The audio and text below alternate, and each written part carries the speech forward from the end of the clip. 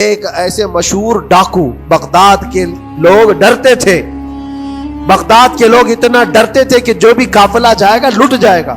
فضیل بن عیاض، جو بھی قافلہ نکلتا تھا اس راستے سے لٹ جاتا تھا، کوئی بچ نہیں پاتا تھا۔ اور ایک قافلہ آ رہا تھا عرب سے اور مال تجارت لے کر بغداد کی طرف جا رہا تھا، تو قافلے والوں نے یہ مشورہ کیا کہ یہ جو قافلہ جا رہا ہے یہ اس راستے سے جا رہا ہے، فضیل بن عیاض ڈاکوؤں کا سردار وہاں رہتا ہے، بہت سارے ڈاکو اس کے ساتھ ہیں، وہ تو رہزن ہے، راستے پر روک کر کے مال لوٹ لیتے ہیں۔ تو قافلے میں ایک قاری قرآن تھے، انہوں نے کہا ٹھیک ہے اب راستے پر آ ہی چکے ہیں تو کیا کر سکتے ہیں، چلو بیٹھ کر کے نکلتے ہیں، میں قرآن کی تلاوت کرتا رہوں گا اونٹ پر بیٹھ کر کے، اللہ کریم اس برکت سے ہمارا راستہ آسان کر دے۔ قاری قرآن نے قرآن کی تلاوت شروع کر دی، اور جب وہ راستہ آیا جو فضیل بن عیاض کا تھا، فضیل بن عیاض ایسی ڈاکہ زنی اور ایسی رہزنی میں مشہور آدمی، جن کے آس پاس، جن کے ہاتھ کے نیچے 1000 سے زیادہ ڈاکو کام کرتے ہوں، بغداد پورا ڈرتا تھا، پورے راستے وہاں پر کوئی بھی سلامت نہیں جا پاتا تھا۔ اس راستے پر ایک قاری قرآن جب آیا، میرے عزیزوں تلاوت کیا کر رہا تھا، سورۃ الحدید کی آیت تھی، الم یأن للذین آمنوا ان تخشع قلوبهم لذکر اللہ، وہ قرآن کی آیت ہے۔ اللہ کے کریم فرماتا ہے کیا ایمان والوں کے پاس ابھی وہ وقت نہیں آیا کہ اللہ کا ذکر سنتے ہی یا اللہ کا ذکر ہوتے ہی ان کا دل کانپنے لگ جائے، ان کا دل ہلنے لگ جائے۔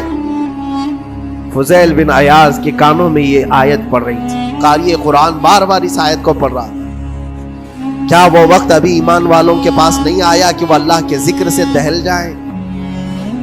اتنا اثر کر گئی آیت، اتنا اثر کر گئی، فضیل بن عیاض نے ہتھیار پورے پھینک دیے اور چیخ چیخ کر کے کہنے لگا آن لنا ربنا، آن لنا ربنا، اے میرے رب وہ وقت آ چکا ہے، اے میرے رب وہ وقت آ چکا ہے۔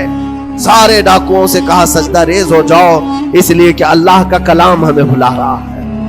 برسوں سے ڈاکہ زنی کرنے والے، برسوں سے راستے لوٹنے والے، قرآن کی ایک آیت نے دل بدل دیا، دل کے ایسا انقلاب آیا، سب کچھ چھوڑ دیا اور اس کے بعد نکلے۔ اللہ اکبر۔ جانتے ہو فضیل بن عیاض کون ہے؟ فضیل بن عیاض وہ ہے جن کا نام لیتے سرکار غوث پاک بھی ادب کیا کرتے تھے۔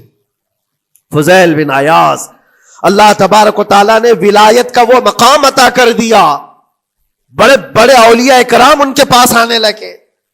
اپنے زمانہ، جوانی کا زمانہ ڈاکہ زنی میں گزرا تھا، لیکن جب پھر وقت آیا توبہ کا اور دل کے بدلنے کا تو اللہ نے وہ مقام دیا، تاریخ میں آج بھی موجود ہے۔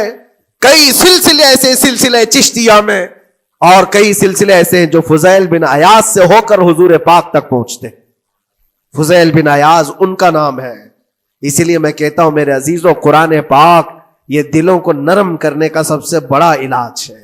زمین کو نرم کر دو اور اس کے بعد پھر بیج بو۔ دیکھو اسی لیے اقبال نے کہا تھا ذرا نم ہو تو بڑی زرخیز ہے یہ مٹی ساقی، یعنی یہ زمین تھوڑی سی نرم ہو جائے تو اس میں تو سونا چاندی یہ اگل سکتی ہے۔ تمہارے پاس ایمان کی دولت ہے، اللہ کریم کی ذات پر یقین ہے، حضور پاک صلی اللہ تعالی علیہ وسلم کی محبت ہے، سب چیزیں تمہارے پاس ہے، تھوڑا دل کو نرم کرنے کی ضرورت ہے۔ گناہوں سے باز آ جاؤ، اللہ کریم کی بارگاہ میں گڑ گڑاؤ اور قرآن پاک اٹھا لو ایک مرتبہ، اور پڑھ نہیں پاتے تو انگلیاں تو پھیرو۔ قرآن پر دیکھنا بھی تو عبادت ہے، اس پر نظر جمانا بھی عبادت ہے۔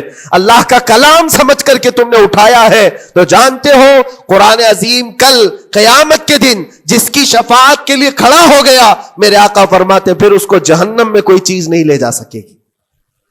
جس کو قرآن اور رمضان سفارش کر دے پھر اس کو جہنم میں دوسری کوئی چیز نہیں لے جائے گی، اور جس کے خلاف کھڑے ہو گئے پھر اس کو جنت میں کوئی چیز نہیں لے جائے گی۔